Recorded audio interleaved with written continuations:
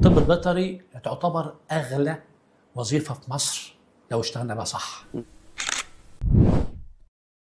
كنا مع حضرتك في تونس وكان المؤتمر بعنوان السلامة المعوية. BDI مرتبطة بالحباية والصلابة بتاعت الحباية.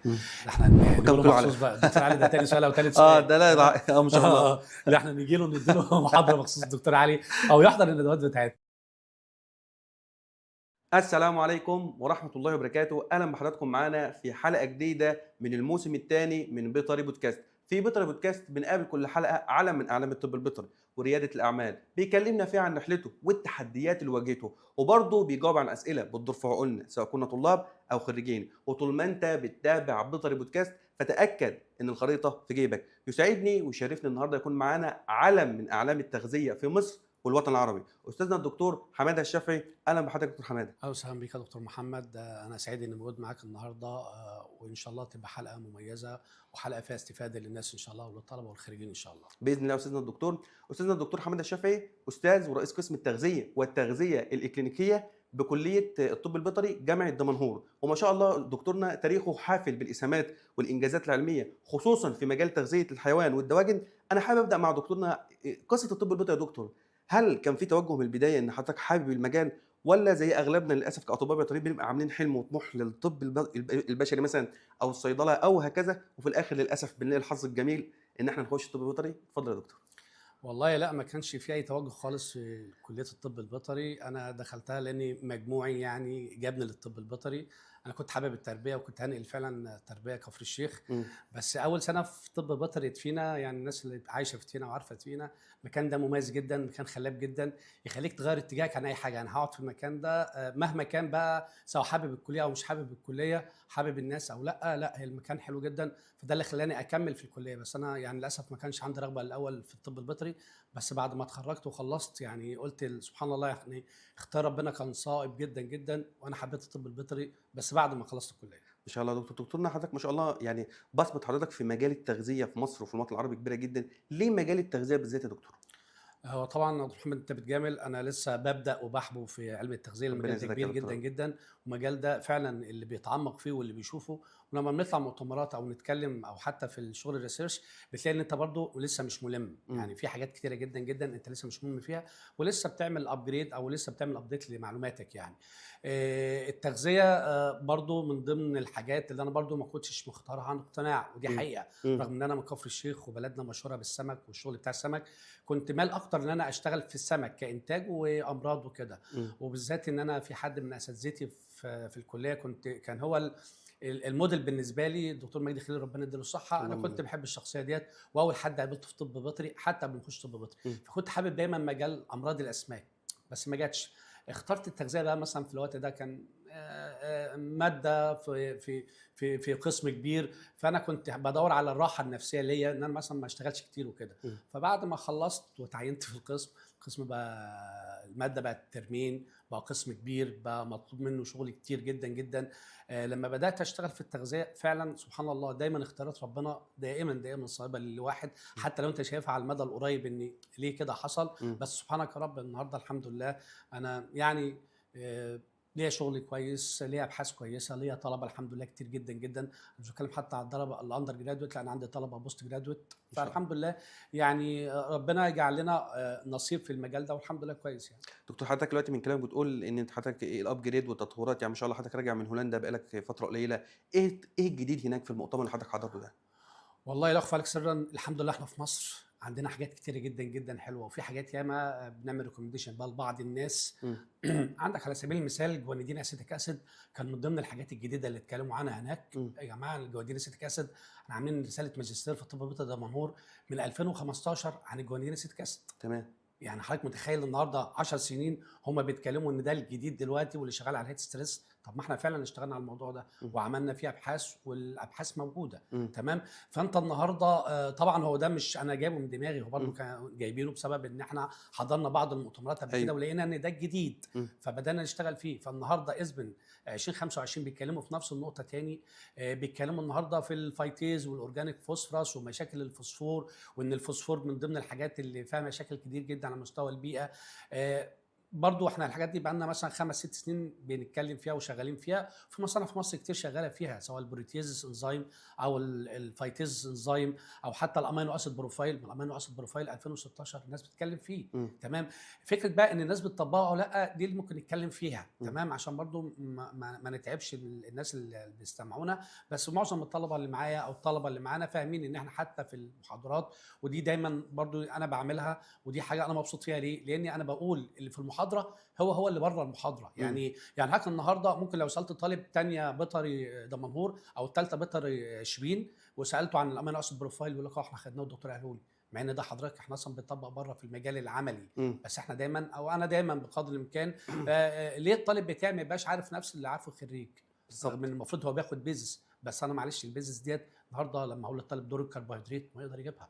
انا عندي ابني في المدرسه في الابتدائي لسه، تمام، والاطفال لسه عارفين دور الكربوهيدرات وهضم الكربوهيدرات. فلازم بقى نعدي المراحل دي ونشوف ايه اللي موجود في الفيلد وايه اللي موجود في السوق، ويبدا الطالب بتاع الكليه يبقى عارفه، ويبقى عارف ان انا لما عاوز اشتغل على الحته دي انا سمعتها في التغذيه، سمعتها في الانتاج، سمعتها في الامراض، يبقى هو فاهمها. مش لسه بقى انا هنديله. يعني برضه احنا محتاجين نعمل ابديت في الداتا بتاعتنا، وده فعلا حاصل في المناهج بتاعتنا، وده فعلا حاصل في الكليات. يعني لا، الفترات اللي فاتت اخر 5 سنين معايير الجوده اتغيرت في الجامعات، بدات الناس تعمل ابديت وابجريد للمقررات الدراسيه، والامور بتتحسن يعني ان شاء الله. حضرتك يا دكتور بتتكلم عن نقطه مهمه، ان هي انت بتحاول تاهل الطالب، مش مجرد ان هو بياخد محتوى اكاديمي، لا انت بتربطه له بسوق العمل. طبعا. اللي هو من هو ما يطلعش بقى يقولش انا خدت حاجه في الكليه بسم الله الرحمن الرحيم بقى ابدا، لا حضرتك بتحاول على قد ما تقدر انك تربط له بره بالشغل بالكليه، بحيث ان هو ما يحسش ان في جاب ما بين طبعا ماده التغذيه من المواد المهمه جدا جدا. التغذيه بتمثل 70% من تكاليف الانتاج. طالب النهارده وهو في ثانيه او في ثالثه، النهارده انا عندي طلبه في شبين ماسكين مزارع ما شاء الله. والشاب في مزارع، بسم الله ما شاء الله عليهم. يعني الطلبه معمولين جروبات على التليجرام، على الواتساب، يبعت عنده مشكله، عنده صوره. وبرده في مجال تخصصي برده، عشان برده احنا اساتذتنا وزمايلنا ما يزعلوش. فمثلا حاجه امراض بقول له اسال الدكتور الفلاني، حاجه مثلا متعلقه بالتغذيه، طب يا دكتور نسمن ايه، طب ناكل ايه، طب الاشكال دي كذا، فبنرد عليهم. فده برده تعاون بالطلبه، ان الطالب النهارده يقدر يسال السؤال وهو مش مكسوف، لان انا مش هجاوب على كل واحد لوحده، لا انا برد على الجروب. بل بالعكس، انا في بعض الاوقات، ودي بصراحه بعملها مع الطلبه بتوع شبين او المنوفيه، بسيبهم هم اللي يتكلموا، هم اللي يردوا على بعض، وفي الاخر اقول بقى الكلام بتاعي، كلامك صح، انت كلامك صح، انت كلامك غلط. فده اكتر حاجه في العمليه التعليميه، ان الطالب علم زميله، وفي نفس الوقت زميله اتاكد ان المعلومه دي صح او المعلومه دي مظبوطه. احنا بناخد معلومات كتير واحنا طلبه، بس للاسف كنا دايما جاهلين ان المعلومات ديت ايه ده ودي مطلوبه. انا اتعلمت عليه، ده اساتذه كبار جدا. في عندك علام في الطب البيطري، الناس ديت القعده معاهم بفلوس، القعده معاهم بفلوس فعلا. تمام. انت الناس ديت انت بتاخد المحاضرات بتاعتها وبتركنها، لا. انا دايما بقول للناس المحاضرات بتاعتك بلاش ترميها، خليها في جنب. الكتاب اللي معاك خليه في جنب دلوقتي، هتحتاجه بعد كده هتطلعه، مش هتحتاجه خلاص. تمام يا دكتورنا. خلينا يا دكتورنا ما شاء الله جاي لحضرتك اسئله من سواء كان طلاب او خريجين او ناس شغاله في الفيلد. السؤال الاولاني، لو عاوز اتعلم ازاي اعمل التركيبه ابدا منين، وايه هي اهم الكتب؟ ما هو حسب هيشتغل ايه. هيشتغل لارج، هيشتغل مواشي حلاب وتسمين، ولا هيشتغل فراخ، هيشتغل سمك، هيشتغل دوجات. كل فصيله او كل، احنا طبعا انت عارف في الكلينيكال او النيوتريشن عموما احنا عندنا مجالات واسعه كتير جدا، وانا مش هقدر انا كحماده او كقسم التغذيه كلنا بنبقى ملموم بكل المواضيع. لا، انا ممكن اكون اشتغلت دواجن وسمك، ممكن اشتغلت لارج، ممكن. فبالنسبه للدواجن، انت عندك النهارده احتياجات غذائيه، عندك ريكومنديشن او عندك توصيات غذائيه تبع للشركات المصريه اللي بتعمل السلالات او الشركات العالميه. عندك مثلا الرز، القب، الحد بحالها. هو لازم تظبط الاحتياجات الغذائيه عن طريق بقى في بعض البرامج اللي بتبقى اونلاين مدفوعه، او ان انت تجيب بعض الكتب زي كتب الNRC او بعض الريكومنديشن او التوصيات بتاعت الشركات، وتبدا تشوف. حتى انا ممكن ابعت لحضرتك في اكسل شيت او في الكتاب بتاع المرجع بتاع المعمل المرجعي للخامات. تمام. في تحليلات الذره، في تحليلات الصويا الحد بحالها، هي دي بتبقى المرجعيه بتاعتك. بس عشان تشتغل بروفيشنال، لا، انت النهارده لو رحت اي مصنع عنده سوفت وير، عنده البرنامج الخاص بيه، عنده الشغل الخاص بيه، فدي بتبقى حاجه خاصه بالمصنع. اما انت لو عايز تعمل على ايدك، فانت تقدر ترجع للحاجات اللي هي بقى الكتب بتاعتنا البسيطه، الكتب بتاعت اللاينر بروجرامنج او حتى الكتب بتاعت اكسل شيت. وفي بعض البرامج الفور فري حتى في شباب مصريين عاملينها، ممكن تبقى متاحه مع الشباب ويعملوها، ودي على فكره احنا بنديها للطلبه بتوعنا. يعني في نهايه الترم الثاني في الجزء بتاع راشن فورموليشن مع الاكسل شيت بتاعه يقدر يعدل فيه، ونعرفه يعدل فيه ازاي ويقدر يشتغل فيه ازاي. وهو مش لازم يعمل تركيبه، لان برضه هي التركيبه مش بروتين وطاقه وخلاص. في حاجات تانية في روح التركيبه، في اضافات تانية، في جزء بقى اللي حضرتك يعني حد من الشباب سالني فيه مره، جزء الكلينيكال نيوتريشن. الجزء ده انت هتحطه ازاي؟ معلش ده مش هتحطه بمزاجك. ايه المشكله اللي عندك؟ ايه المعوقات اللي عندك؟ ايه الانتي نيوتريشن فاكتور اللي عندك؟ حالات الحيوان اللي عندك ايه عشان تقدر تعمله التركيبه. فالتركيبه يا جماعه مش بسهوله ان انا ايه بعمل شويه ذره وشويه صويا والحاجات اللي احنا في ناس بتتصل بينا وتقول شويه ذره وشويه صويا. القصه مش كده خالص، قصه اكبر من كده واعمق من كده. وبالذات ان انت لو بتتكلم على الفراخ انت بتتكلم على حيوان حساس جدا، بتتكلم على حيوان دايما حتى الشباب هيفتكروا الكلمه دي، كتكوت ضعيف الجناح. ازاي كتكوت ضعيف الجناح هتقدر تعيشه في بيئه كويسه؟ هو الامونيا عنده عاليه، الام ربنا يدي لها الصحه اللي جايه منها الكتكوت حالها لا يرثى لها، وسواء واخده بقى تغذيه مظبوطه او مش واخده تغذيه مظبوطه، الهاندلنج بتاع الكتكوت عامل ازاي، الحاجات دي بحالها. وتيجي انت كمان في التغذيه تدي له حاجات معوقات في التغذيه. لا، القصه دايما مش ذره وصويا. تمام يا دكتورنا. طب بالنسبه يا دكتورنا موضوع التغذيه والتغذيه الاكلينيكيه، ايه الفرق ما بينهم؟ عندك على سبيل المثال التغذيه الكلينيكيه، وهي القصه في الكلينيكال نيوتريشن هو مش بشري وكان بيطري في الاول بالذات في الريسنج هورس. كان دايما الحصان يبقى فيه مشكله ويخش الكلينيك ياكل ايه ما ياكلش ايه، يحصل عنده مشكله. فكان دايما بداوا يتكلموا ازاي ان انا اعمل فيدنج الحيوان تعبان في الكلينيك. تمام. فالكلينيكال نيوتريشن انا النهارده عندي مثلا على سبيل المثال الابقار الحلابه. الابقار الحلابه انت ممكن تغذيها في اول مراحل الانتاج اللبن بتاعتها التغذيه العاديه، مثلا سواء على الاضرار والكميات بتاعت السلاج والكميات بتاعت التبن والحاجات دي بحالها. بس في بعض الحاجات مثلا ممكن يحصل له كيتوزيس، ممكن يحصل له اسيدوزيس. انت النهارده حد يقول لك انا عايزين نسمن العجل، فهات مثلا 15 كيلو او 10 كيلو او 5 كيلو علف مثلا بتاع الدكتور حماده واديه لها مره واحده سادن تشينج، يحصل لها اسيدوز، يحصل لها مشاكل كتيره. الكلينيكال نيوتريشن تقول لك طب واحده واحده ايه اللي ممكن التغيرات اللي تحصل، ايه الاضافات اللي انا ممكن اديها له علشان خاطر ما يحصلش الاسيدوز او اقلل من خطر الاسيدوز. عندك ابقار عاليه الاضرار، ما ينفعش الابقار عاليه الاضرار ديت اللي هي بتنتج مثلا 15 20 او 35 كيلو لبن، وفي حاجات توصل 50 كيلو لبن، هغذيها تغذيه عاديه بنفس الاضافات او بنفس البروسيدور بتاعت الحيوانات البلدي بتاعتنا. عندك فتره الدراي بيريود او هم الاسبوعين اللي هو الكلوز اب، اسبوعين قبل الولاده واسبوعين بعد الولاده، ساعات بيسموه حتى ترانزيشن بيريود. الترانزيشن بيريود دي قمه الكلينيكال نيوتريشن لازم يتم فيها. هديله ديات الكاتونين ديفرنس بشكل مختلف، هقلل له الكالسيوم ازاي، هديله بعض الاضافات. وحتى بعد الشركات دلوقتي بدات تقول لك ايه اللي هو قبل الولاده، ان انا بغذي تغذيه قبل الولاده، اللي هو فتره الكلوز اب ديت الناس بتتكلم عنها. فالحاجات دي بحالها لازم اعمل لها كلينيكال نيوتريشن او بديلها داتا سبلمنتيشن عشان تظبط الوضع اللي هو فيما بعد. عندك في الدواجن مثلا كلينيكال نيوتريشن مهمه جدا. انت النهارده زي ما احنا قلنا التركيبه مش ذره وصويا وشويه احماض امينيه، لا ده انت عندك النهارده مشكله كوكسيديا، مشكله كوليستريديا. طب انت النهارده هتحط ايه في الكوليستريديا والكوكسيديا؟ انت النهارده عندك شاتل ولا روتيشن بروجرام؟ ما ده يعتبر كلينيكال نيوتريشن، انت بتغذي بتتدخل بالعلاج. انا مش بتاع امراض، رغم ان انا طبيب بيطري ليه نتكلم في الامراض، بس احنا بنتكلم في تخصصات قدر الامكان. انا بعمل بريفنتيف كنترول، بقدر اقول لا النهارده اشتغل ايه ايون فورس، اشتغل كيميكال، الرطوبه عامله ايه في العنبر المنطقه دي، لان انت النهارده العلف مثلا علف بيصنع في البحيره بينتشر في كل محافظات مصر، الرطوبات ودرجات الحراره المختلفه. انت النهارده عندك مثلا الامونيا اللي بتحصل في العنبر وتعمل ستريس وبتعمل بعض المشاكل الفراخ. ازاي ان انا اتدخل بحاجه البروتيز انزيم، فالبروتيز انزيم يقللها لي. انا عندي النهارده السمك اللي بيموت ومشاكل السمك والفيتوبلانكتون والمشاكل اللي بتحصل في السمك. في امريكا عاملين ريكومنديشن وعاملين اجبار لاي مصنع علف بيصنع علف السمك. الكلام ده كنت في امريكا 2015 لقيتهم بيقولوا الكلام ده. يا جماعه ده احنا من الدكتوراه بتاعتي كانت على السمك 2010، كان شغل الفايتيز كانزيم مهم جدا جدا في علف السمك. مين النهارده اللي بيحط فايتيز في علف السمك؟ مهم.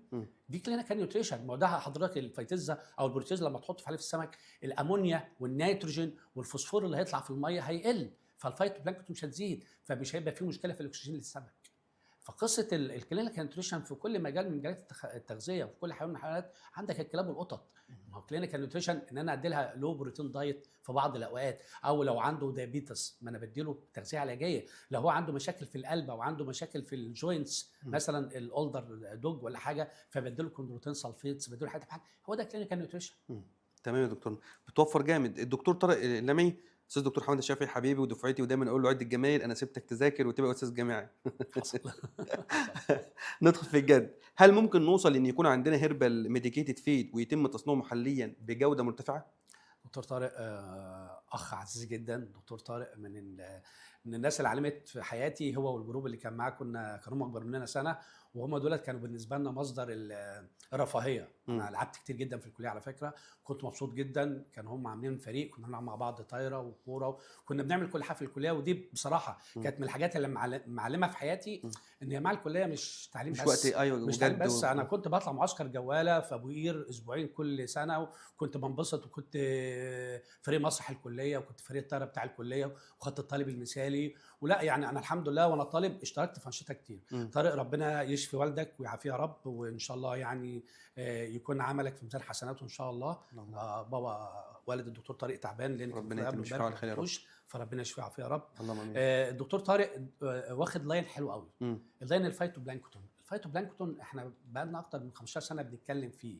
هنتكلم على جزئيه الفايتوبلانكتون، هو مهم جدا جدا جدا. انت النهارده عندك هيئه سلامه الغذاء المصريه، تمام؟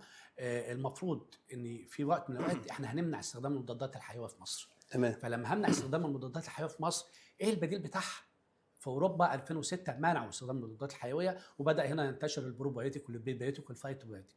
ولما جينا حصلت الازمه بتاعت 2020 وازمه الخامات وازمه الدولار والمشاكل اللي حصلت عندنا ديت، كان لازم ندور على بدائل في مصر، لان كنا احنا بنجيب فايتوبلانكتون من بره، بنجيب بعض الاضافات من بره، فكان لازم يبقى فيه خامات. واحنا على فكره بلدنا غنيه جدا جدا بالاعشاب الطبيه والنباتات الطبيه، وعندنا حاجات كتيره جدا جدا، بس مش مستخدمه صح. تمام. مش مستخدمه. وبدات الدوله دلوقتي تتجه للشغل ده، وبدات تعمل مصانع علشان تطلع الفايتوبلانكتون. نفس القصه مثلا انا عندي النعناع، ما النعناع موجود عندنا، طب ازاي اطلع منه الماده الفعاله بتاعته؟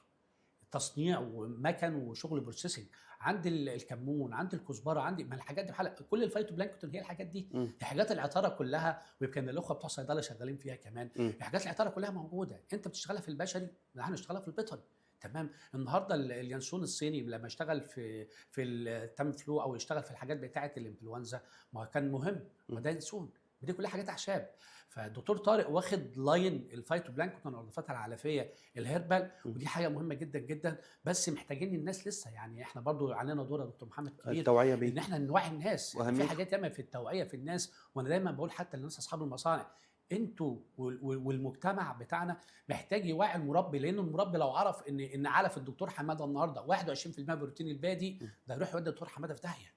تمام. لا بس حضرتك الاحتياجات الغذائيه الجديده بدات تقلل، صح. الريكومنديشن بوك والتوصيات بتاع الشركه المنتجه بدات تقلل. بيقول لك بدل ما تحط العلف البادي نص كيلو كله الا ربع، يقول لك لا حط 300 400 جرام. ما التوصيات دي لازم توصل للناس، الناس هتعرف الكلام ده منين يا دكتور محمد؟ صح. ما احنا عندنا واجب اجتماعي اتجاه الناس دي، لان المربيين والناس اصحاب المزارع هم دول اللي قائم عليهم الصناعات في مصر، وهم ده المربي، هو ده اساس الصناعه في مصر. معلش مع احترامي للشركات وشغل الشركات، هو محرك الشغل. اوكي الشركات على عيننا وعلى راسنا، بس احنا عايزين الشركات تصنع وتصدر لبره. انا عايز المربي بتاعي يربي وياكل الناس اللي في مصر. تمام. يعني نتمنى كده. فانت الفايتوبلانكتون شغلها كتير جدا جدا. الدكتور محمد حافظ كان معاك، الدكاتره بتوع الفارماسيوتيكال والفارما، الناس دي عارفين الشغل ده كويس. احنا بنتكلم على الاضافات العلفات، لا الاضافات العلفيه بنستخدمها في اللارج، بنستخدمها في التسمين، بنستخدمها في الدواجن، ودي مهمه جدا جدا في حالات الهيد ستريس. في بعض الحاجات مهمه جدا في حالات الستريس. ياخد الراجل المربي يقول لك انا بحط عليه اسوس، ما ده هربل، وده هربل. بس احنا مش هنحط العرق السوس بالشكل العرق السوس. ايوه. احنا عايزينه بالتصنيع بتاعه مستخلصات، لان هي ده الاكتيف انجريدينت اللي انا عايزها واشتغل بيها. ما اروحش اجيب شطه واطحنها واحطها في العلف. الكلام ده ما احنا كبرنا على الكلام ده. او الحلبه، دكاترتنا في دكاتره هنا اعرفهم يعني في المنطقه يقول له هات حلبه واطحنها، وهات شطه واطحنها. لا حضرتك في هيربال اكستراكت وموجوده. لو مش هتجيب من بره ندور على المحلي ونصنع. ما ده لاين مجال كبير جدا جدا، يبقى في شركات تشتغل فيه. لعل وعسى حد من الشباب يسمع الكلمه دي فيه ويكمل مع الدكتور طارق، يكمل شركه. احنا عايزين 5 6 شركات في الهيربال اكستراكت. بالظبط. بيكمل الدكتور طيب يا دكتور وبيقول لك: هل يمكن الاعتماد على روافع المناعه المضافه للاعلاف في مساعده التحصينات في صد الفيروسات؟ طبعا مم. طبعا احنا زي ما قلنا دي بقى الجزء بتاع الكلينيكال نيوتريشن. مم. انت النهارده عندك الدواء بتاع الميه، الدواء مكبوس مليان، سواء بقى شويه املاح معدنيه او فيتامينات او مضادات حيويه او سوائل كوكسيديا او رافع مناعه. انت الحاجات دي بقى لو موجوده في العلف باستمرار طبعا مهم. والفرخه هتاكل كام؟ هتاخد كميه قد ايه من الحاجات دي بحالها؟ مم. كميات بسيطه جدا، بس هي موجوده دايما معاها ان رافع مناعه يخلي الفرخه اليرت، يخلي الفرخه الجهاز المناعي بتاعها فايق ان اي حاجه تيجي. فلما انت تحط التحصينات دي ترفع الكفاءه بتاعت التحصينات. انت عندك النهارده مثلا عندك حاجه زي البيتا منانيز. بيتا منانيز انزيم، التصفيه اللي عندك موجود فيها كميه من البيتا منان كتيره جدا جدا. بيتا منان يعتبر من ضمن الحاجات اللي بتسبب مناعه داخليه للفرخ، مع ان البيتا منان ده اصلا جاي من الصويا. فعلشان كده ده من ضمن كلينيكال نيوتريشن ان انت تحط البيتا منانيز او بعض الانزيمات، عشان الناس ما تزعلش، بعض الانزيمات اللي فيها البيتا منانيز انزيم يبقى موجود في التركيبه علشان خاطر يقلل من الدروباك او من الباد افكت بتاع البيتا منان اللي موجود. فالفيتوجينيك طبعا مهمه جدا جدا، واحنا بنقولها للناس وبنشرحها للطلبه، مع اختلاف بقى المود اوف اكشن، لان مش كل شركه بتطلع بتجيب منتج واحد. في حاجات فيها الكركم، في حاجات فيها الشطه، في حاجات الكابسيكم، في حاجات فيها البيبرين، في حاجات بحالها. احنا عملنا بحث تقريبا اكتر بحث عندي سايتيشن، عامل له 250 سايتيشن، كان شغال على الفلفل الاسود وعلى الكركم. تمام. ده اكتر بحث عامل عندي سايتيشن، والناس بحالها على مستوى العالم بتاخد البحث ده وبيبقى مرجع ليهم، الشركات بتاخده بيبقى مرجع ليهم ان هم يعملوا اكتيف انجريدينت بتشتغل وتحسن الاداء بتاع الفراخ. تمام يا دكتورنا، ننتقل للسؤال التالي. دكتور امان، كل كلمه دكتور حماده بيقولها تدرس، ربنا يجزاه عنا خير الجزاء يا رب. دكتور محمد صلاح الدين: ايه المصادر او الكتب اللي الدكتور حماده يرشحها لو حد عاوز يتميز في مجال التغذيه والدواجن بشكل عام؟ بص، هو في كتب ياما ممكن ابقى ارفعهم لحضرتك اللينك بتاعهم، بس مثلا لو هو عايز يشتغل في الدواجن، في البولتري كوميرشال برودكشن، الكتاب ده فيه كل الاحتياجات الغذائيه، في تحليلات كل مواد العلف. في حتى على مستوى الدواجن برضو الناس عايزين الشباب يفكروا ويركزوا مع الفراخ في مصر، مش تسمين. الفراخ في مصر في بياض، في امهات، تمام، في ساسو، في حاجات ياما مختلفه، وفي يعني حاجات كتيره. الدق ما ده يعتبر بولتري، تمام، الكويل، الاسترش، الحاجات دي بحالها تعتبر بولتري. فالناس برضو مش عايزين الناس تبقى مركزه مع الفراخ، يعني خد الفراخ، بس احنا عايزين حد من الشباب يبقى شاطر في الامهات. ايوه صح. يبقى حد شاطر في البياض، يبقى في حد شاطر، يبقى احنا كلنا بنكمل بعض، يبقى انت كل الناس عارف. فانت الكتاب ده هيبقى متاح معاك يا دكتور، ده فيه كل البارتيشن، فيه كل الفيد ستاف، فيه كل الاحتياجات الغذائيه، فيه كل ازاي تغذي، تمام. طبعا مع الابديتد بقى، الابديتد ان انت النهارده عندك الريكومنديشن بتاع الشركات او التوصيات بتاعت الشركات. ما يبقاش الشركه النهارده بتقول لك ان فيتامين ايه 10 مليون، او عامله ابديت الفيتامين ايه 12 مليون، وانت شغال على التركيبه القديمه بتاعت البريمكسات 12 10 مليون. ما يقولكش مثلا الفيتامين د مثلا 4 مليون وانت شغال على 2.5 او 3 مليون. فدي الابديتد الحاجات بقى اللي بتحصل بقى، دي اللي ممكن ما تكونش موجوده في الكتب دي بقى. حضرتك لازم يعني تبقى مشترك في بعض المواقع، مشترك مع الدكتور محمد جوده يجيب لك كل الجديد مثلا ولا حاجه. وهو ده المطلوب. انت النهارده لما تعمل برنامج او النهارده تعمل تشانل، الناس هتبقى عارفه ايه الابديتد، ايه الجديد كل سنه او كل 6 شهور. ما احنا يا جماعه، انا لو قعدت في بيتي او لو قعدت ما اطلعتش، كان عندي استاذ ربنا يديله الصحه في اسكندريه يقول لك لازم كل يوم او يومين تقرا لك بحث، لازم تقرا لك بحث جديد بقى في التربيه. ما انت بتاعتك غذائي، بس لازم تقرا في التربيه، لان الدينستي والكثافات والرطوبات بتاثر. تقرا في الامراض، لازم تقرا في الحاجات دي بحالها. فانت حتى لو دكتور متخصص في حاجه معينه، احنا معلش انا احمد الشافعي بفهم شويه في التغذيه، بس لازم يبقى عندي خلفيات عن الامراض. مش عارف، برجع لزمايلي، انا عندي زمايلي اقوياء جدا جدا في السوق، لما برجع لحد فيهم يقول لي 1 2 3، تمام. فاحنا كلنا بنكمل بعض، وما ينفعش حد هيشتغل في جزر منعزله، لازم كلنا نبقى مكملين بعض. تمام يا دكتور. السؤال اللي بعد كده دكتور خالد: ايه القيمه الغذائيه اللي في سيرس الرز، وازاي اقدر استخدمها في تغذيه الدواجن المختلفه؟ ما فيهاش اي قيمه غذائيه. سيرس الرز اللي بناكله السيرس، الهاسكس، القشره الخارجيه. سيرس الرز اللي احنا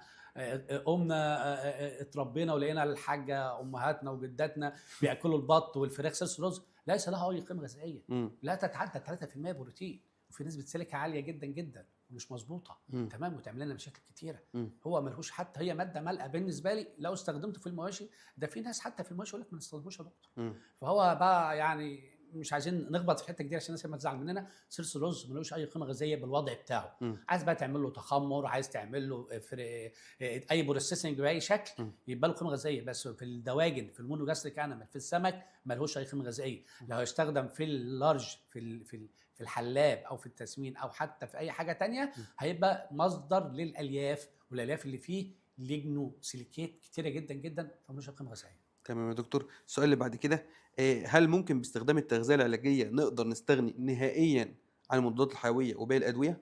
لا صعب، لا طبعا صعب. مم. حضرتك انت بتتكلم في المدينه الفاضله او البيئه الفاضله في الدواجن. حضرتك احنا كل حبه بيطلع لنا شويه تحصينات او شويه فيروسات، واحنا برضو مش عايزين نخش في التفاصيل دي كتير، بس بيطلع لك عطرات من الفيروسات انت ما انتش عارفها.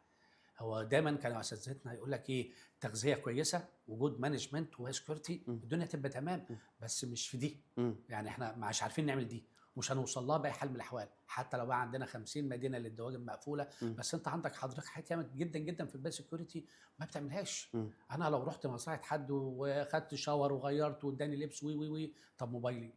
لا خلي موبايلك، طب خلي كذا. فاحنا في حاجات كمان ناقصانا. فالتغذيه العلاجيه تعمل لك ماكسمايز للبروفيت، تعظم لك الاستفاده، تعظم لك النتيجه. بس فكره استخدام مضادات الحيويه لا، صعب طبعا، صعب. حضرتك التغذيه العلاجيه هل بقى انت مش هتحط مثلا رفع مناعه؟ طب في ستريس. مش هتحط مضاد حيوي؟ طب في شويه سالمونيلا، طب في شويه ما اعرفش جايين من الهاتشري. طب لا طبعا صعب يعني برضو عشان ما نحلمش كتير.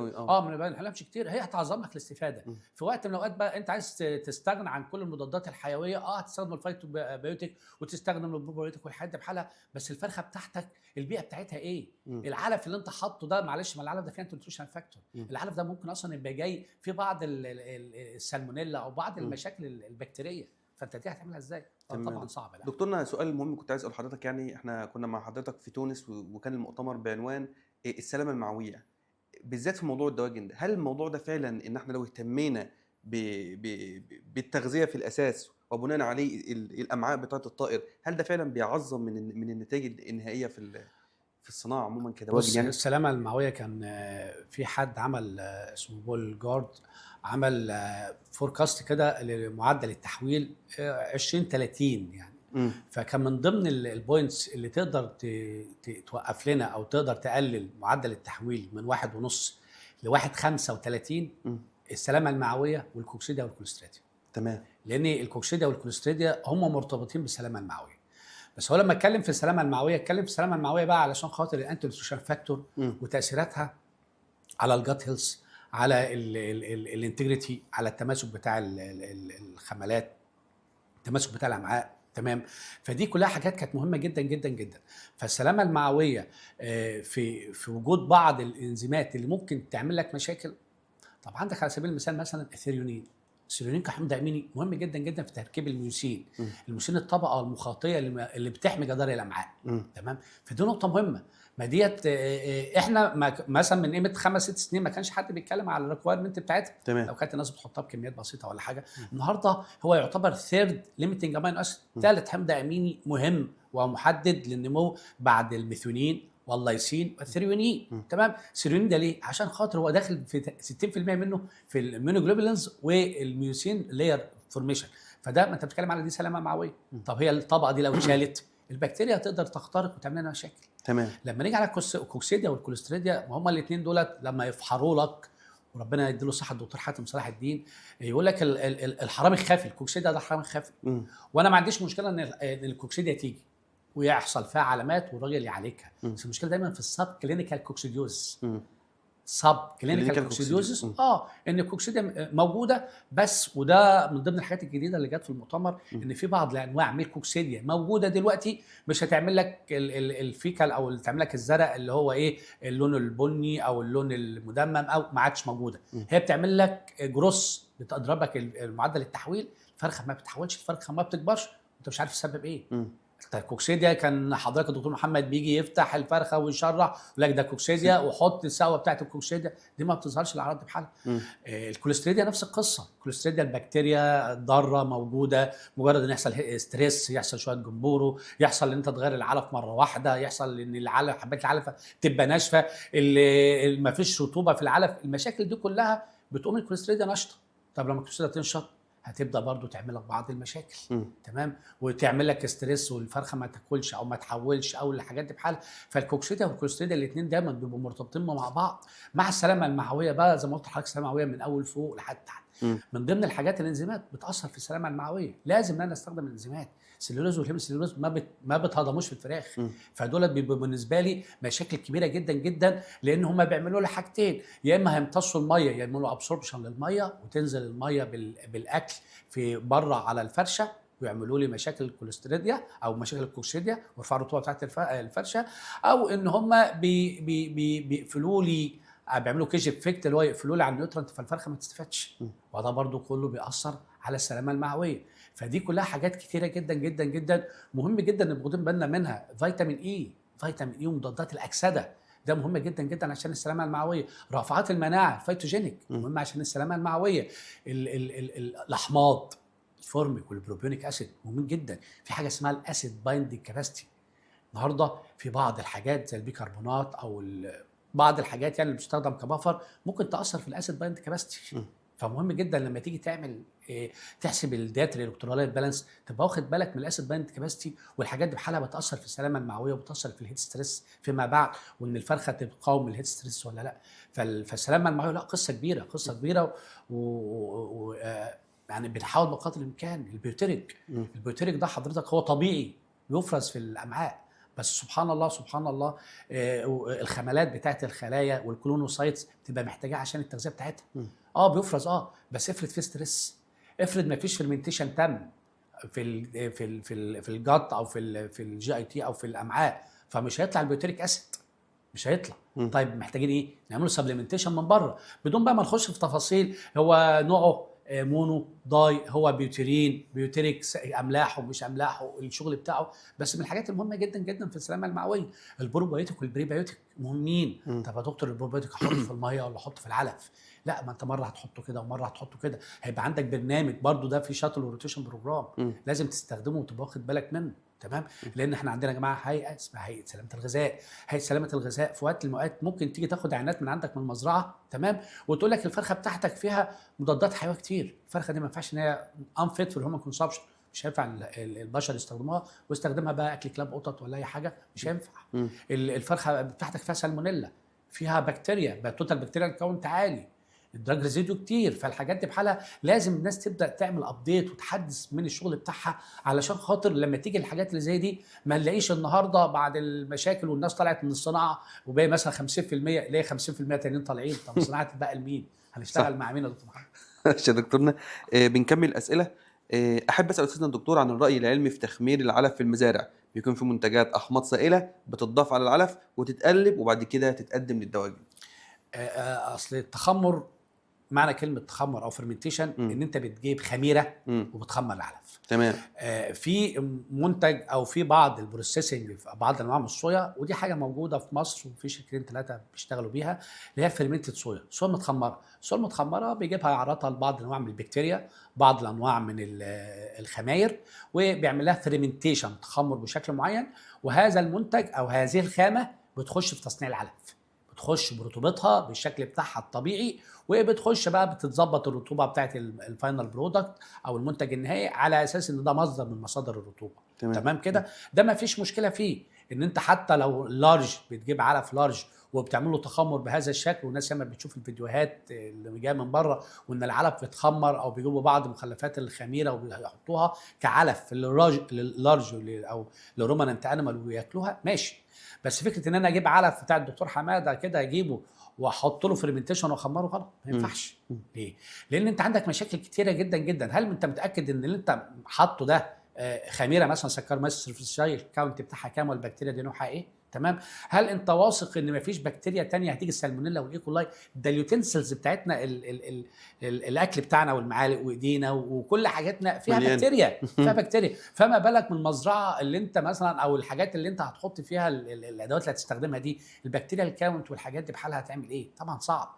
لو في حاجه هتنحط في الميه حطها في الميه وشوف تاثيراتها في الميه.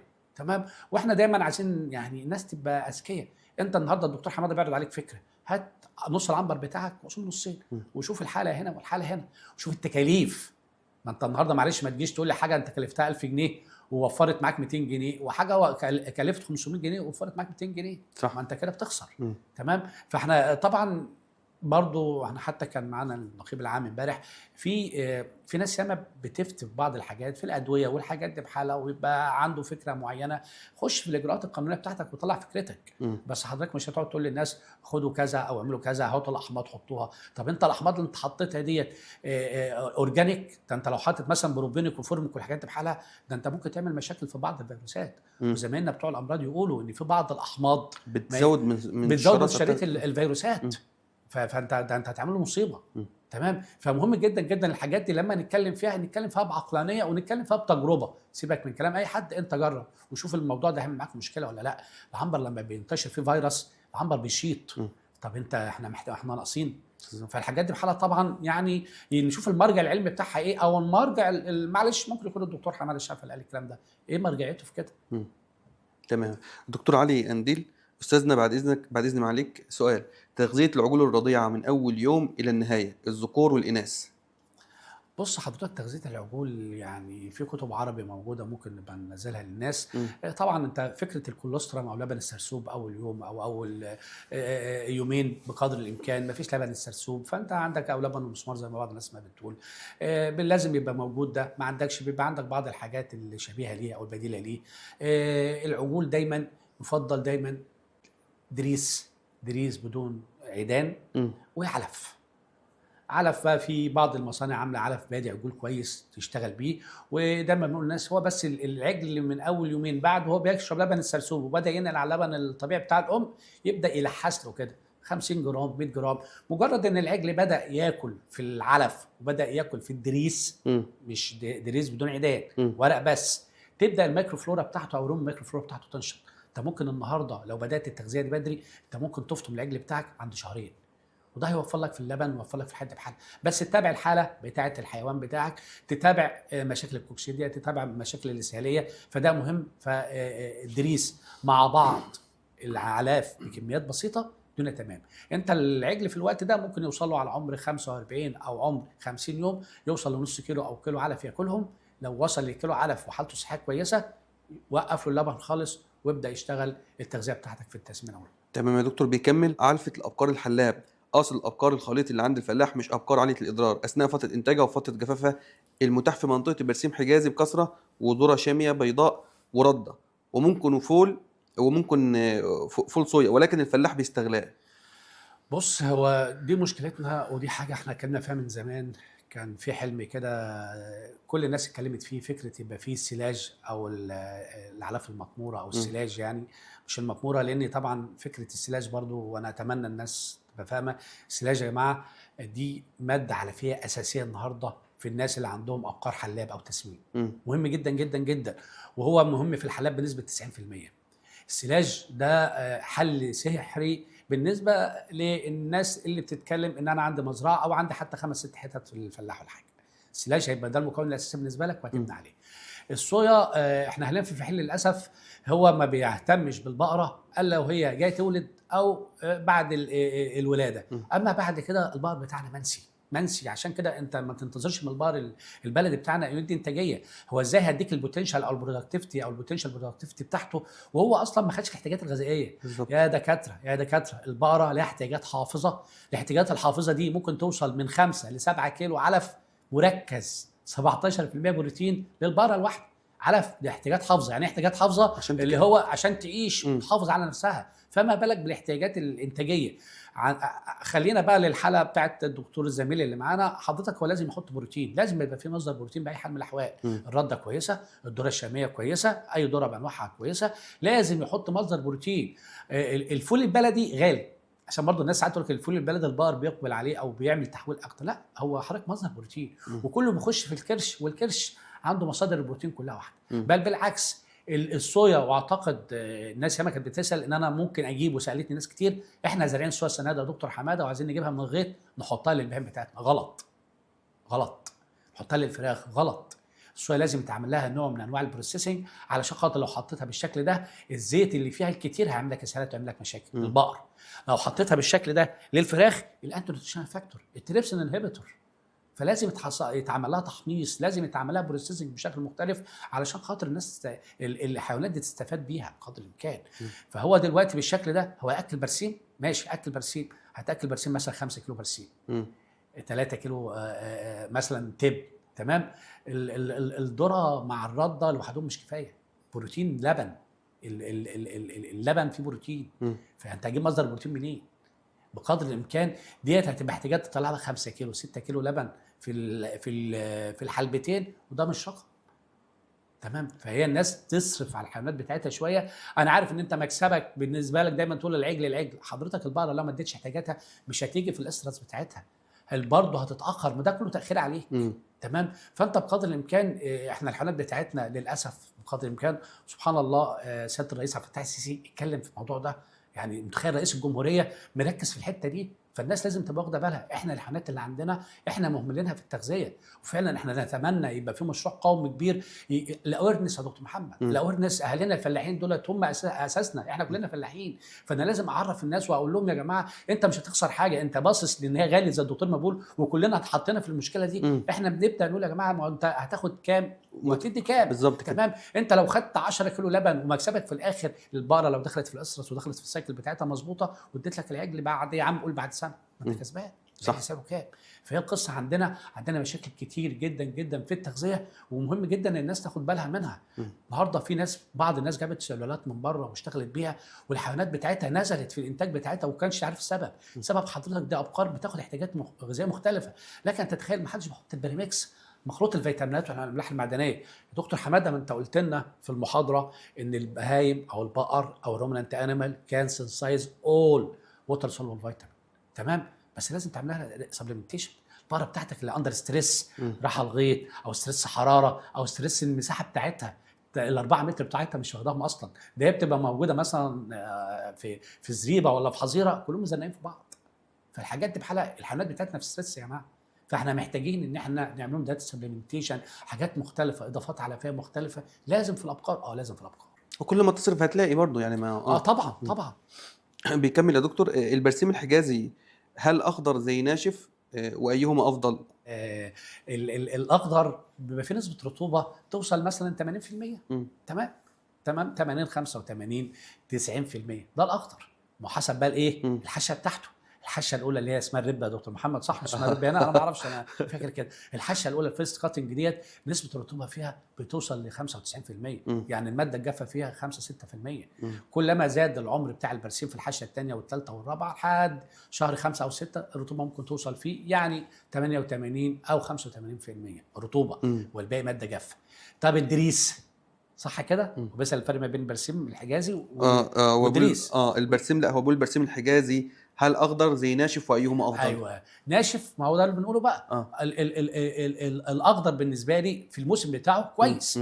طيب في الموسم اللي مش موجود هشتغل الدريس. الدريس بقى انا اجيبه واجففه، تبقى الماده الجافه كام؟ الماده الجافه كانت في البرسيم الاخضر 15 مثلا او 12%، اما الماده الجافه في البرسيم الناشف الماده الجافه بتوصل ل 88 85%. فانت بتتكلم ان انت بتاكلنا ميه، بتديني ميه بفلوس. في البرسيم انت بتديني ميه بفلوس، بس هو مهم في وقتها، مهم في وقتها لان انت مش هتنشف كل البرسيم ده، صح. فهو لو عندي برسيم اخضر في الوقت بتاعه هو حلو. طب في الوقت الغير برسيم الدريس طبعا احسن، اللي هو الناشف ده الدريس، وده مهم جدا جدا في التسمين، ومهم جدا في حالات كتيره جدا. ده في عدم وجود الاخضر. لا الاخضر موجود، لا طبعا الطبيعي كقيمه غذائيه الناشف اكتر، لان الكيلو هنا بيساوي 5 كيلو هنا بالظبط، تمام. لو حسبناها على حساب الماده الجافه يا دكتور علي. تمام. اخر سؤال بقى، هل الفول الصويا ينفع يتحمص ويطحن ويضاف للعلفه ولا لازم يتهدرج؟ يتهدرج عشان الزيت مش مشكله، يتحمص. فكره التحميص بالنسبه له هيعملوا هيت تريتمنت ويدخلوا في درجه حراره عاليه فيقتل الانتي تريبسون او الانتي توشن فاكتور، مفيش مشكله، ممكن ادخله كده. لان انت الفول فات ما بيتهدرجش. الفول فات ما انت بتجيب الزيت الفول فات الحبايه سليمه زي ما هي، وبتجيب الزيت بتاعها وبتدخلهم زي ما هم، فانت كده حمصته خلاص، او عملت له اكسترودر عن طريق التحميص، مفيش مشكله. فمش لازم في الوقت ده ان انا ادخله اي مراحل ثانيه. لا لو انا عايز بقى افصل منه الزيت، لا لازم ادخله الهدرجه والحاجات بتاعت الزيت دي العاديه، مفيش مشكله فيها. بس هو الفول فات دلوقتي النهارده انت عندك الصويا بقى لها كذا منتج، غير الصويا 44 والصويا 46. انت عندك صويا بين اويل ميل سولفنت اكستراكت هو مترجم ده، وعندك فول فات صويا الصويا اللي هي كامله الزيت او مبثوقه كامله الزيت فيها بيوصل من 18 ل 20%. تمام. والسوبر صويا او الصويا اكسبريس اللي الزيت فيها بيوصل 8% والبروتين بيوصل 2%. فدول الثلاث انواع من الصويا لما تيجي تستخدم واحد فيهم هتبقى واخد بالك من البروسيسنج بتاعهم. تمام يا دكتور. السؤال اللي بعد كده يا دكتورنا، محتاجين الدكتور يكلمنا عن بدائل العلف اللي تؤدي لنفس القيمه وكيفيه تصنيعها. بدائل العلف كلام كتير. كلام السؤال كتير. واسع قوي. كلام واسع قوي. بدائل العلف، انت النهارده عندك مثلا على سبيل المثال لو خدناها السيريال جرين او المصادر بتاعه الطاقه في تركيبه العلف. مصادر الطاقه الاساسيه بالنسبه لي الرز، ذره، الذره. تمام. تاني حاجه في الذره، وطبعا ده مش متاح عندنا في مصر، القمح. طب افرض انا النهارده ربنا اكرمني وانا شايف يعني في توسعات في الدوله كتير واحتمال يكون عندنا اكتفاء ذاتي من القمح السنه الجايه، لو في قمح موجود، قمح غير صالح unfit for human consumption زي ما بيقولوا الناس دايما، ممكن نستخدمه، بس طبعا ده من خلال وزاره الزراعه هي اللي تقر ذلك. تمام. منتجات القمح، مخلفات القمح، التصنيع بتاع القمح زاد كتير جدا، وبقى فيه حاجات ياما زي مثلا السن، الويت ميدلينج والحاجات دي بحالها، ما ده مصدر طاقه. ما هو السن ده جاي خامه من خامات القمح، الخشنه بتاعت الذره بتاعت الدقيق، فده يعتبر مصدر من مصادر الخام، فده يعتبر بديل. ساعات بنقول للناس حاليا، الناس يقول لك لا يا دكتور السن مش لا حلو، بس ساعات تفتح اللون بتاع حبايه العلف. يا جماعه تفتح لون حبايه العلف او ريحه العلف، الفرخه مش فارق معاها.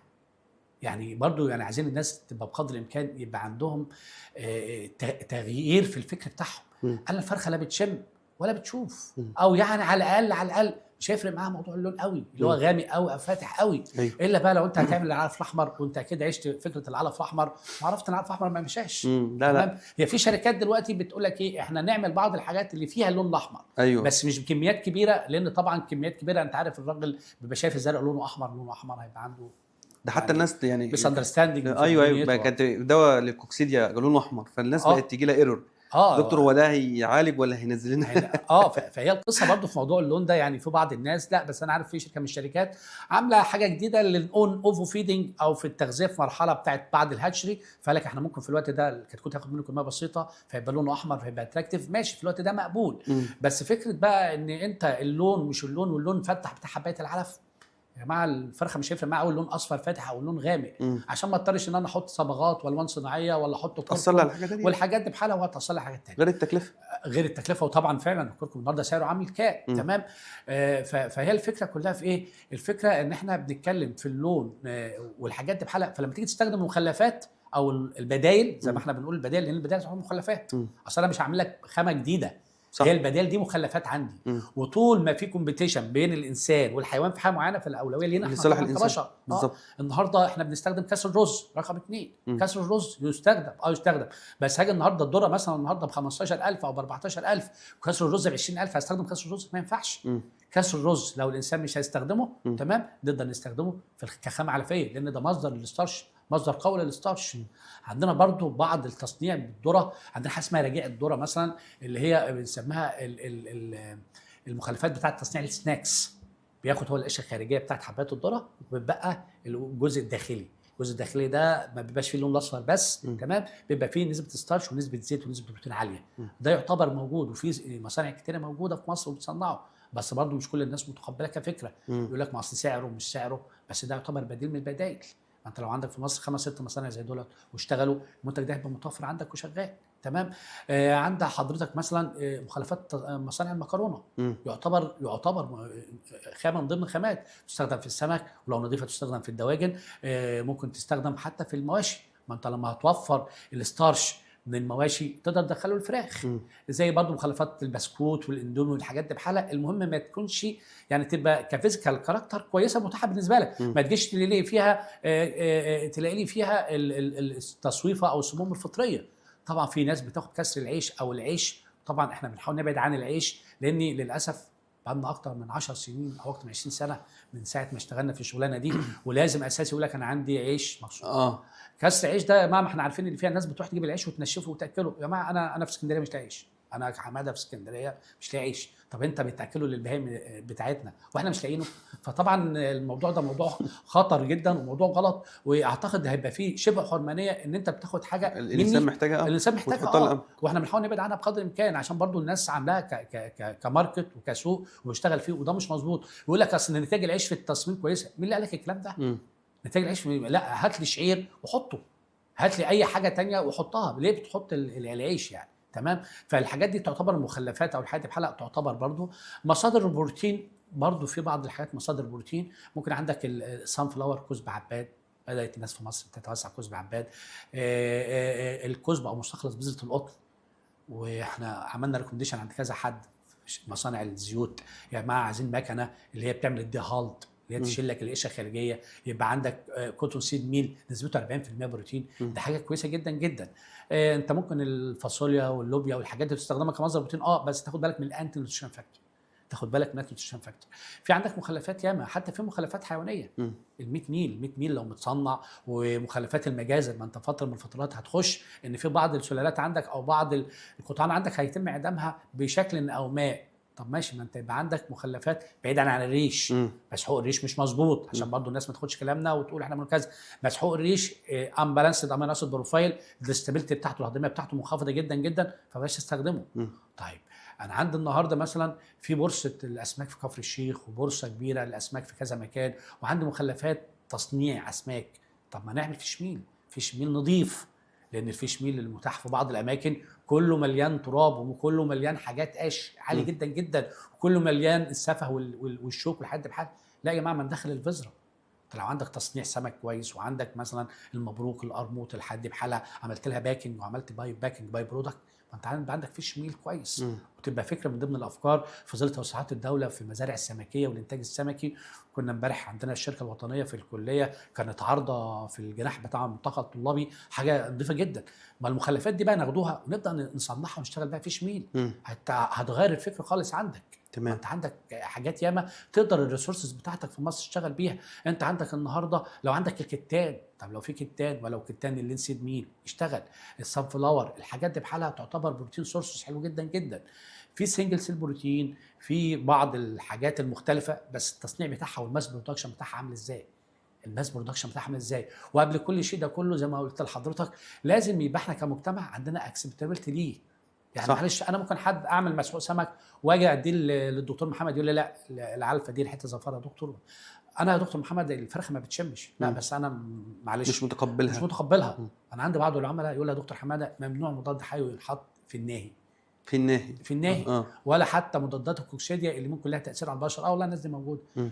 فمره مرات بقول له ليه مش يا دكتور حماده الفراخ دي بناكلها العيال. مم. في ناس بسم الله ما شاء الله ناس محترمه يعني، فيقول لك لا يعني الاكسبيليتي بتاعت الناس للحاجات زي دي تمام. هو متقبل يحط الحاجه دي ولا لا؟ مم. متقبل يشتغلها ولا مش متقبل يشتغلها؟ تمام. واحنا عندنا الروماننت انيمال بقى بتشيل كل حاجه، يعني الروماننت انيمال نقدر نحط فيها حاجات ياما، لان ربنا خلى لها كرش، الكرش ده بيحول لك اي حاجه ضاره تمام للانسان لغير ضار للانسان. فممكن بقى الحاجات الباي برودكت دي نستخدمها في الروماننت انيمال، مش هيبقى فيه مشكله بالنسبه لنا. سؤال من أستاذي الدكتور محمد الجمل، أستاذ إنتاج الدواجن بجامعة الأزهر. بيقول لو تكرمت تسأل الدكتور عن القيمة القياسية البيلت ديورابيلتي اندكس الخاصة بأعلاف الطيور الداجنة المختلفة، مع تمنيات سيادتكم بالتوفيق. الديورابيلتي اندكس دي حاجه بتتعمل في بعض المصانع، الجهاز بتاعها غالي شويه. مم. البي دي اي مرتبطه بالحبايه والصلابه بتاعت الحبايه. مم. الحبايه بتاعت العلف يا جماعه، الناس اللي شغاله في الدواجن، حبايه العلف لازم وانت بتمسكها في ايدك تفركها كده، مم. ما تبقاش ناشفه، مم. لانها لو ناشفه قوي الفرخه ممكن تاكلها ما تقبلش عليها. مم. تمام. فده البي دي اي. وفي نفس الوقت العلف ما يجيليش ما هارد يطلعليش مثلا من البحيره ويطلع لي من اسكندريه مثلا، ويجي هنا تلاقي العلف كله ناعم مم. بقى بودره. صح. ما احنا لا عايزينه ولا بودره قوي ولا ناشف قوي. فده البي دي اي دايما بيبقى قياسات كده، بنجيب كميه من العلف ما يبقاش فيها ناعمه، وبندخلها في الجهاز ده. الجهاز ده عامل زي الغربال كده، غربل فيها لحد وقت معين، مم. ونبدا نشوف الكميه اللي اتغربلت او اللي اتفرولت او الناعمه ديت، وبنقسمها على التوتال اماونت نضربها في 100، بيدي لك البي دي اي. بتبقى دايما نسبته اعلى من 90%، بيبقى كويس، بس ما يوصلش ل 100%. مم. تمام. عشان الحبايه ما تبقاش ناشفه. الحبايه ناشفه الفرخه تاكلها اول مره، بعد كده مش هتاكلها. الحبايه لو ناشفه او فيها نسبه املاح عاليه، الفرخه هتاكلها اول مره مش هتاكلها تاني، لانها تعمل لها مشاكل. وانا عايز اشجع الفراخ بتاعتي على الاكل. من الحاجات برضو المهمه في البي دي اي الرطوبه. ما انا ممكن اعمل حبايه ناشفه قوي رطوبتها 8.5 9%، الفرخه مش هتاكلها. لازم يبقى نسبه رطوبه، الوتر اكتيفيتي بتاعتها مظبوطه، علشان خاطر الفطريات ما يحصلش مشاكل فطريه مع التماسك بتاعها الجيد. تمام يا دكتور. السؤال اللي بعد كده الدكتور علي قنديل، البقرة الخليط تاكل كام كيلو برسيم وكام كيلو تبن في اليوم؟ دكتور علي ده احنا وكم نقوله كيلو مخصوص علف؟ بقى. دكتور علي ده تاني سؤال او تالت سؤال. ده لا ما شاء الله. لا احنا نيجي له نديله محاضره مخصوص دكتور علي او يحضر الندوات بتاعتنا. اه طبعا لتر ميه يا دكتور علي يعني عزك الله، البقره قدامها الميه على طول، يعني البقره ممكن تشرب من 60 ل 100 لتر ميه في اليوم، ده حسب، والكلام اللي حضرتك كله حسب الانتاجيه بتاعتها. امم تمام. يعني البقره الجفاف مش هتاخد كميه الميه دي، ممكن تنزل ل 60 65 70 لتر ميه. بالنسبه للاكل البرسيم، البرسيم مفتوح، لا البرسيم ممكن ناكله لو برسيم من 25 ل 45 كيلو. تمام. التبن على الاقل من 3 ل 5 كيلو. هل في سيلاج ولا لا؟ يفضل يبقى في سيلاج، ممكن تدخلك في سيلاج مثلا من 10 ل 15 كيلو. العلف حسب هو نوعه ايه، هل هو 17% 19%، هل هو 21%، المرحله الانتاجيه بتاعتها ايه، كمياتها ايه. بس خلينا نقول كده ارقام عشان برضو ايه نريح الدكتور علي. بص يا دكتور علي، انت ممكن تاكل البقره من البرسيم من 20 ل 30 كيلو برسيم في اليوم، مع من 3 ل 5 كيلو دريس، سواء دريس تبن او دريس قش رز، عايز تخلط بينهم مفيش مشكله. تمام. العلف على الاقل انا هقول له 7 كيلو صعب. عموما انت ممكن عندك من 5 ل 12 كيلو علف حسب الانتاجيه بتاعتها. تمام. 5 ل 12 كيلو علف حسب الانتاجيه بتاعتها وحسب نوع البروتين، لان صدقني الكلمه ما بتنقالش كده، لان في بروتين ايه العلف ده، هي في المرحله الاولى من الانتاج ولا لا، لان العلف ده ممكن ما يكون محتاج فيه باي باس فات، دهون محميه ولا لا، بتدي على انتاجيه قد ايه. هل البقره ديت اول ولده، اول بطن، ولا تاني بطن، ولا لسه عجميه لسه هتولد. فالحاجات دي بحالها بتاثر على الريكوايرمنت. عشان كده انت لما بتيجي تتكلم في تغذيه الحلاب، انت بنقسم الحيوانات اللي عندك لارضات: ملعب عالي الادرار، ملعب منخفض او متوسط الادرار، ملعب منخفض، ملعب جفاف، ملعب لسه هيفرز او لسه عجلات. فدي كلها لما بتيجي تتكلم. اما في الحالات الفرديه بتاعتنا هي بتمشي حوالين الارقام دي. لو قلت لحد 7 كيلو علف، رقم كبير طبعا بالنسبه لاي حد من اهالينا. لما تقول له 7 في 15 جنيه رقم كبير بالنسبه له. اقول لك هاخد ايه بعد كده؟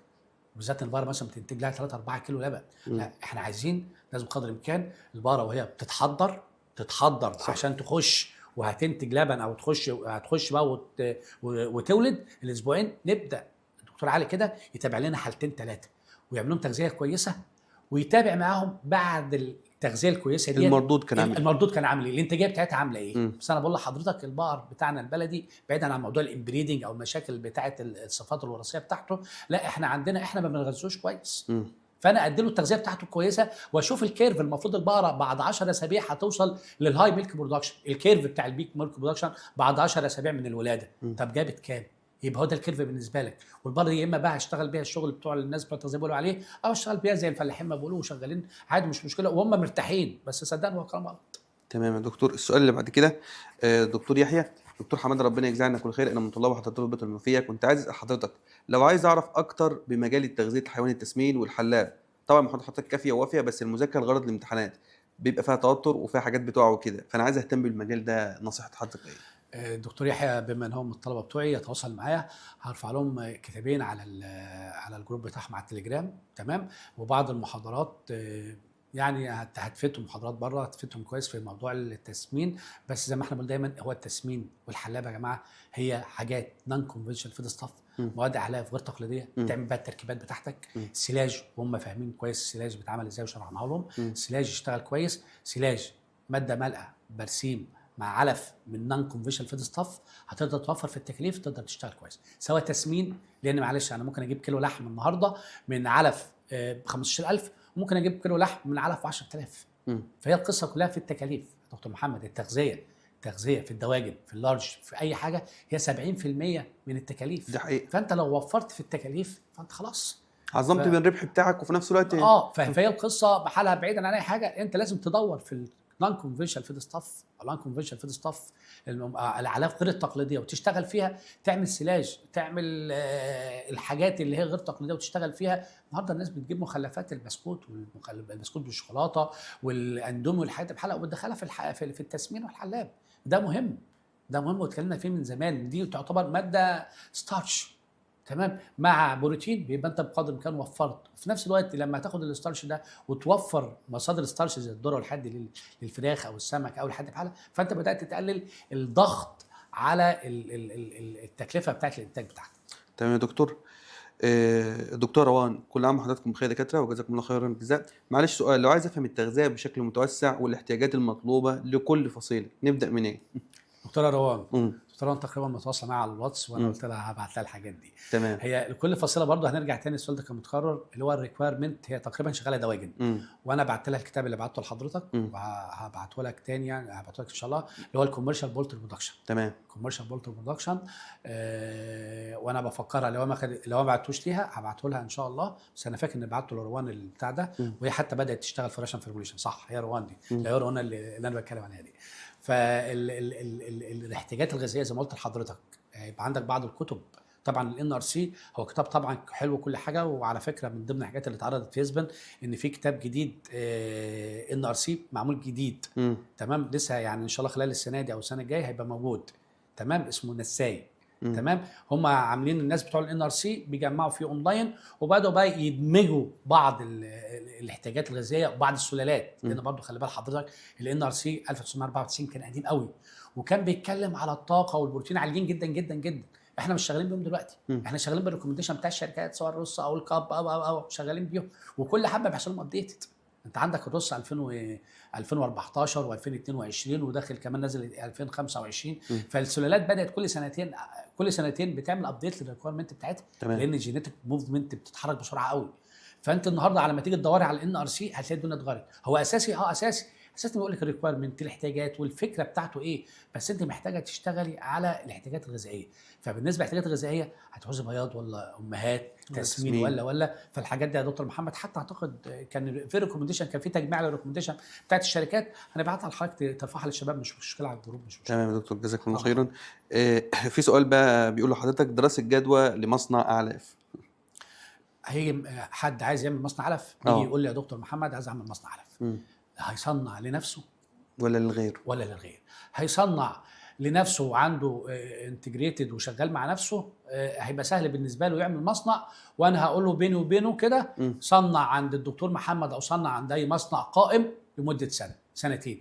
لقيت الشغلانه جايبه معاك يا جماعه، فكره مصنع علف مش فكره سهله. فكره الخامات وفكره اللوجيستات بتاعتها والسبلاي تشين فكره صعبه جدا جدا. انت بيجي لك العلف في شكاره، الحبايه في شكاره ديت جايه من 20 مصدر، بريمكس جاي منين، انزيمات طاقه وفيتيز جاي منين، اضافاته ما اعرفش جاي منين، وتصنيع وخامات.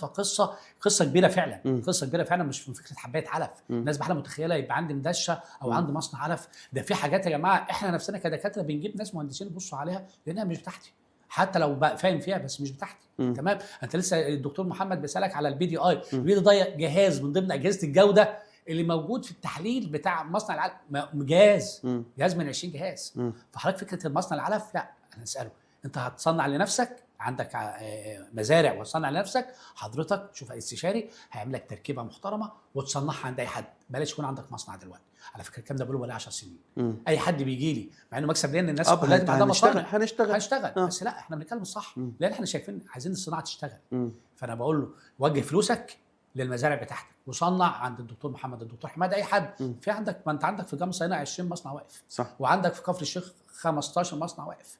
تمام، سواء بقى في مشاكل فيه او في مشاكل لوجستيه او الناس ما بتربيش. طب هتروح المصنع من المصانع دي وتصنع فيه، وبعد ما تصنع سنه سنتين افتح مصنعك. لا ده انا يا دكتور حماده عندي بزنس وشايف ان الناس بتوع العلف بيكسبوا، وجهه نظري الثانيه الناس دي بتكسب، وانا هروح اعمل مصنع علف وهبيع. ما تشتغلش، هيضحك عليك وهتخرب بيتك وهتتحبس. فخليك الفلوس اللي معاك دخلهم في استثمار، دخلهم في مشروع مع اي حد واشتغل فيه.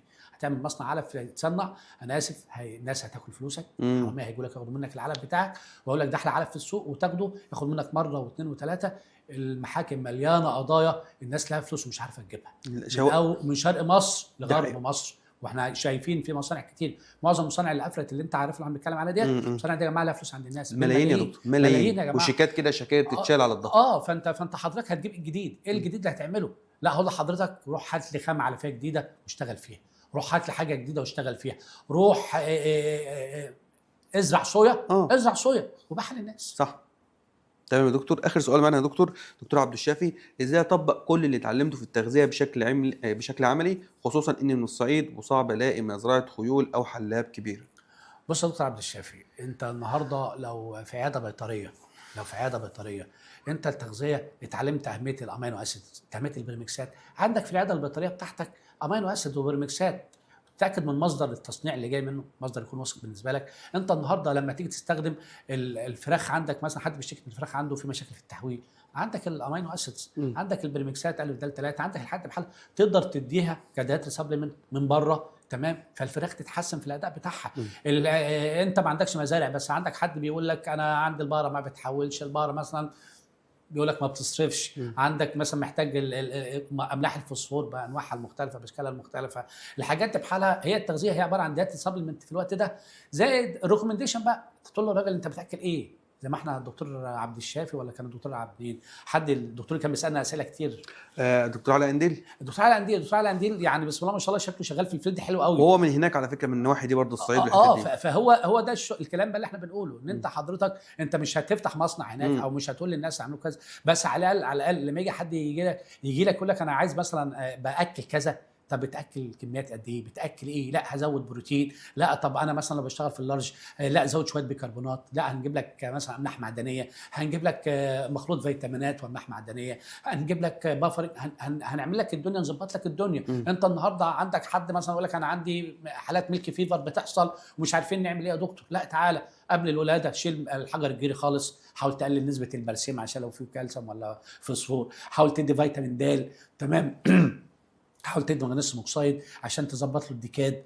الحاجات دي بحالها، ما هو ده التغذيه اللي انت استفدته بالتغذيه، ان انت حتى لو شغال طبيب بيطري معالج في الحالات، ما انت مشاكل كتير بتجي لك، هايبوفوسفاتيميا، الحاجات دي بحالها كلها بتجي لك وانت طبيب بيطري وتلاقي مشاكل تغذيه جايه لك. واحد فراخ عندها ريكتس، عندها كساح، عندها سليب تندون، انت تبقى فاهم ان السليب تندون ده مثلا نقص المنجنيز، مش في البريمكس مش في العلف يا عم، ممكن يبقى جاي من الامهات. فانت تبقى واخد بالك المشاكل دي كلها، لان احنا بنعرف المشاكل دي كلها. انت حد بيقول لك عنده سموم فطريه، طب ما تحلل سموم فطريه يا دكتور، انت حلل، ما فيش النهارده معاهد بحوث صحه الحيوان موجوده في كل مصر، حلل سموم فطريه، وقبل ما تشتغل باي علف بتاع الدكتور حماده حلل فيه، شوف بروتينه كام والسموم الفطريه بتاعته كام، والعلف ده الثقه بتاعته مظبوطه ولا مش مظبوطه، وسيبك من السمع، هو السمع حلو، ممكن محمد جوده يعمل لك ريكومنديشن منتج كويس وهو مش كويس بالنسبه لي، صح. اجرب وحلل. احنا ليه بنخسر في التحاليل؟ احنا ليه دايما جاي بتوفر في التحاليل؟ طب ما تيجي اي حد النهارده هتاخد من الدكتور حماده علف، طب ما تحلله. صح. انت هتخسر ايه لما تحلله؟ وهتحلله ب 1000 2000 جنيه مش حاجه، بس الخسائر لما تحصل تبقى ارقام كبيره. بملايين. تمام، اسال الدكتور محمد انت بتحط مضاد سموم؟ طب انا احط عندي؟ طب انت بتحط ايه عشان انا ما احطوش عندي؟ صح. طب انت بتحط رافع مناعه؟ لا ما بحطش، بحط انا عندي. هو الدكتور بيحط رافع مناعه، يبقى انت خلاص هتقلل جرعات او السعه بتاعت رفعات المناعه. هو بيحط كوكسيديا، طب ماشي، طب خلاص. فدي كلها حاجات هو هيستفاد بيها، بس لازم يبقى داخل في الحاجات اللي بيشتغل فيها. يعني انت شغال في علف ايه؟ شغال في ايه ستوك هولدرز اللي هم الناس المستفيدين من الخدمه بتاعتك، بقر، خيول، اي حاجه من الحاجات دي بحالها هتشوفها. تمام يا دكتورنا، اخر سؤال في الحلقه يا دكتور. جاي لحضرتك دلوقتي طالب وخريج، تنصح الطالب بايه يا دكتور الاول، وبعد كده نصح حبيبنا الطلاب الخارجين؟ والله الطالب اللي داخل بيطري انت كده كده 5 سنين او ال4 سنين او ال6 سنين دولت هم محسوبين من حياتك. قبل كل شيء يعني اعمل بقدر الامكان الحاجه المطلوبه منك. مطلوبه منك انت طالب، ابوك واهلك بيصرفوا عليك، يبقى لازم تتعلم، لازم تتعلم صح. هتحضر محاضره يبقى تحضر محاضره، تمام، هتخش عملي يبقى تفهم، وقتك ده بفلوس كتير قوي، فما تروحش الكليه عشان تضيع وقت، عشان تهرب من البيت، لا انا رايح احضر. مش هتحضر وهتشتغل، اشتغل، تمام، يعني انت عندك ظروف هتشتغل، اشتغل، بس ما تضيعش وقتك في الكليه. بس لازم اذا انت دخلت طب بيطري بالذات لازم تيجي من سنه اولى من التشريح، تمام، هتتعلم فيه. التشريح مهم جدا جدا، ماده اساسيه كتيره جدا في كل التخصصات، حتى التغذيه، حتى الامراض، فمهم. فانت حضرتك هتقعد في البيت تعمل ايه؟ فلازم دخلت بيطري لازم تتعلم. مش هتحضر وما بتسمعش من الدكتور حماده وما بتفهمش الدكتور حماده، محاضرات الدكتور حماده شوف زمايلك اقراها. انا في اوقات كتيره جدا جدا كنتش بحضر عشان كنت مشارك في الانشطه عادي، بس كان ربنا كرمني بزمايلي يبعتوا لي الورق بتاع المحاضرات واقراه، وما كانش ينفع، كان بالنسبه لي هو التزام ادبي مني قصاد اهلي ان انا المحاضرات اسبوع باسبوع لازم تتقرا، ولازم السكاشن، طبعا السكاشن كنت بحبها جدا وكان لازم احضر السكاشن. فانت حضرتك بقدر الامكان شوف، ما لقيتش نفسك في الكليه انت هتعمل ايه؟ ما لقيتش نفسك في اولى، في ثانيه، في ثالثه، طب وبعدين هتلاقي نفسك في الشغل ازاي؟ لازم تدور على نفسك على دافع وحافز نفسي ان انت الكليه دخلت فيها كمل. المجالات بتاعت الكليه كتير جدا. انا امبارح في الملتقى التوظيفي قابلت ناس كتير جدا، وتخصصات بيطري مختلفين جدا. تمام. وفي ناس حتى لسه شغالين في الماركتنج اونلاين بيطري وهو تخصصه بيطري وهو بيعمل ماركتنج اونلاين. انا في طالبه قابلتها من شبين، طالبه شغاله ماركتنج اونلاين براندات في الامارات وفي قطر وفي دول عربيه كتير جدا جدا، وهي قاعده في الكليه في بيتها بس هي عرفت الناس السوق عايز ايه وبدات تشتغل في منتجات اعلاف واضافات اعلاف لحد بحال. تمام. فهي القصه كلها انت لازم تتعلم، ده وقت محسوب عليك لازم تتعلم. هتتقي ربنا في كل شيء، اتعلم صح، ما تضيعش وقتك لان انت محسوب عليك الوقت ده. اتعلم كويس. تمام. احترم زمايلك واحترم الناس اللي معاك. اهم حاجه بقى بعد كده ان انت حضرتك تبدا توجه نفسك. انا في ثالثه دلوقتي هشتغل ايه؟ هشتغل بيتس ولا هشتغل لارج؟ هشتغل دواجن ولا هشتغل ايه؟ فتبدا في الوقت ده تبدا تاخد كورسات تريننج. هتبدا بعض الناس بتعمل نقابات، المؤتمرات، ندوات، تبدا توجه نفسك للحته دي. انا مش عايز اذكر اسماء طلبه بس انا عندي طلبه كتير جدا جدا حتى في دمنهور. الطالب ده انا فاكره مصطفى ده، وفي ولد واحد تاني اسمه احمد، مش ولا احمد ايه، هو كان ابوه بيشغال في تسمين العجول وابوه قال له دي بتاعتك، وهو الولد من سنه اولى وبيعمل تركيبات وبدا يفهم وبدا يسال. فهي دي اهو. معلش انا والدي عنده شغال في الجزء ده، ما انا هكمل الجزء ده. صح. تمام. لا انا هعمل لنفسي اسم وهبدا اشتغل. يبقى انت من سنه ثالثه بدات خلاص بقى الدنيا بقى وضحت بالنسبه لك، تبدا بقى توجه نفسك هشتغل في كذا وكذا. لازم. انا عن نفسي ما حدش نصحني كده، ما حدش قال لي. تمام. انا قعدت في الكليه شغال باخد باطنه، باخد معديه، باخد ولاده. انا هشتغل ايه؟ رغم ان انا كنت مايل للسمك بس برضه مش شايف نفسي ان انا هروح اشتغل في بلدنا سمك. كنتش شايف نفسي في كده، مش عشان حاجه بس انت عارف برضه انت طالب بقى، معقوله هروح في وسط الناس العمالقه دي واشتغل؟ ما انت شايف نفسك. فهي القصه في ايه؟ انت تبدا تغير اتجاهاتك وميولك بالوقت في سنه ثالثه. تمام. في واحد حد يقول يا دكتور لا انا هخش اكاديميه او اخش مثلا جيش وخلاص. ماشي خلاص. في واحد يقول لك لا انا هشتغل ولاده، انا عايز تخصص ولاده عاجبني وتخصص الجراحه عاجبني، خلاص عندك مواد بتاعت ثالثه ورابعه. تمام. فلازم الطالب يبقى عارف بقدر الامكان. وانا بقول لحضرتك انت منصه مهمه، الناس تبدا تشوف ده بتاع تغذيه، ده بتاع ولاده، ده بتاع كذا. التنوع ده كله التنوع ده مش موجود عندنا. ما احنا 2000 و2002 ما كانش عندنا الحاجات دي بحالها، ما كناش نعرف حاجه، ما كناش نسمع عن حاجه. لا انت النهارده من النهارده انت عارف انت قادر تشتغل ايه. الطب البيطري تعتبر اغلى وظيفه في مصر لو اشتغلنا بقى صح. الطب البيطري كان رقم 1 أو 2 في امريكا في محاسن المرتبات. فانت حاجه اشتغل. زمايلنا كتير بيسافروا وبيروحوا وبيجوا ويشتغلوا في اماكن. الطبيب البيطري في مصر شاطر لانه بياخد كميه معلومات كتير جدا. متخيل انت بتاخد تغذيه 5-6 سبيشيز، بتاخد تشريح 5-6 سبيشيز، بتاخد فيسيولوجي 5-6 سبيشيز، فبتاخد كتير جدا جدا. فانت عندك كم معلومات كبيره. فانت بقدر الامكان حدد هدفك في ثانيه او ثالثه وتبدا تشتغل عليه. الخريج انت النهارده خلاص كان وقت دلع، الوقت بتاع الكليه كنت بتستخبى شويه في مذاكرتك في دنيتك. انت دلوقتي واحد مطلوب منك حاجات كتيره جدا، مطلوب البيت اللي فاتح لك المفتوح لك بقاله فتره كبيره ده تبدا تشتغل بقى ونبدا نشوف الدكتور. ما تستعجلش في خطواتك، وعادي جدا جدا ان انت تخش خطوه وتفشل فيها لا قدر الله. قوم بقى من الخطوه بتاعت الفشل وابدا وجه نفسك اتجاه تاني. يعني ابدا بقى وجه نفسك اتجاه تاني، ما تقعدش تقول انا هشتغل دكتور بيتس في انا اسف مثلا في بلدنا مثلا واحنا ما عندناش لا كلاب ولا قطط او قريه مثلا. تمام. او قريه، ما انا قصدي مثلا بلدنا قريه. تمام. لا اتحرك بقى. شايف ان البيتس بالنسبه لك تمام، اتحرك اطلع بقى، روح اسكندريه، اتحرك بقى وشوف مجال شغلك. تعالى في منطقه مثلا فيها دواجن، ابدا خصص نفسك في الدواجن. ابدا اشتغل كويس. في 50 دكتور في الدواجن في المنطقه وماله، انت ليك رزق وليك ساعه واشتغل. وانت هتعمل حاجه جديده، هتعمل حاجه كويسه هتشتغل.